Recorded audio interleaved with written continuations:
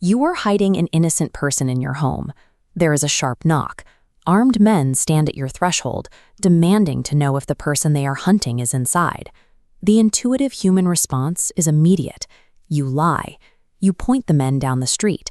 You manipulate the situation to save a life. But the 18th century philosopher Immanuel Kant evaluated this exact scenario and delivered a definitive, uncompromising answer. You are morally obligated to tell the truth, no matter the circumstances. During the Second World War, thousands of citizens faced this choice while hiding neighbors from the Nazi regime. Under Kant's framework, those protectors were morally bound to answer the door with the truth. To make sense of a conclusion that feels monstrous, we have to examine the unyielding mechanical framework that produced it. We have to look at how human morality actually operates under pressure. The rigidity of Kant's philosophy mirrored his life in the Prussian city of Königsberg. He was scarcely 5 feet tall, managing a weak physical constitution with maniacal discipline. He rose at 5, lectured, wrote, and walked every afternoon at exactly the same time, along exactly the same route. His desire for absolute order hit a wall when he read the Scottish philosopher David Hume. Hume argued that humans cannot definitively prove cause and effect.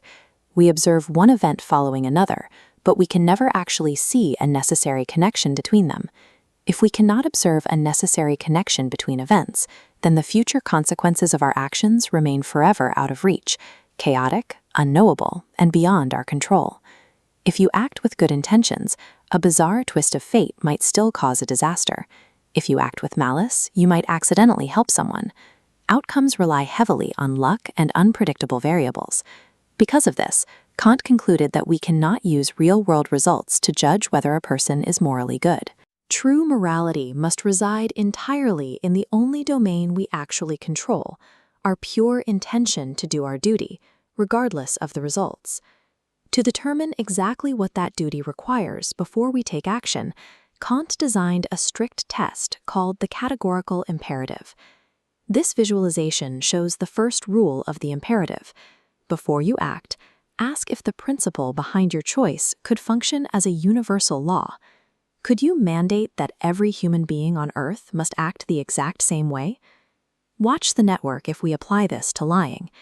You might benefit from a single lie, but if lying becomes universal, the connections dissolve, trust disappears. The concept of truth itself loses all meaning. Kant then added a second rule. You must never use another person merely as a means to an end to get what you want.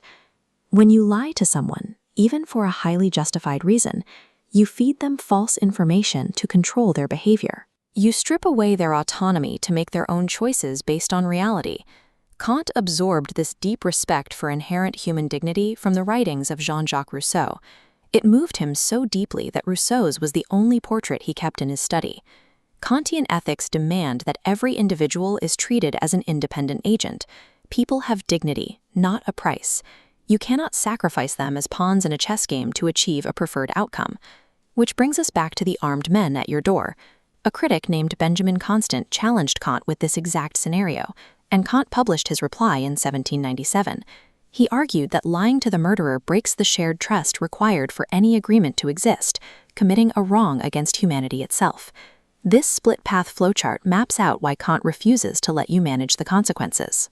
If you lie to send the murderer away, and your friend slips out the back door only to run directly into them on the street, your attempt to manipulate the outcome makes you morally responsible for the resulting death. If you tell the truth, your duty is fulfilled. Your moral slate remains clean. If a murder happens, the evil belongs entirely to the free will of the murderer. He demands absolute logical consistency, even if it forces you to accept a horrifying real-world tragedy. We rarely face armed men at our doors, but consider a quieter dilemma. A friend asks what you honestly think of the person they are about to marry. You have deep reservations. The standard human reaction is to soften the blow or lie to protect their feelings.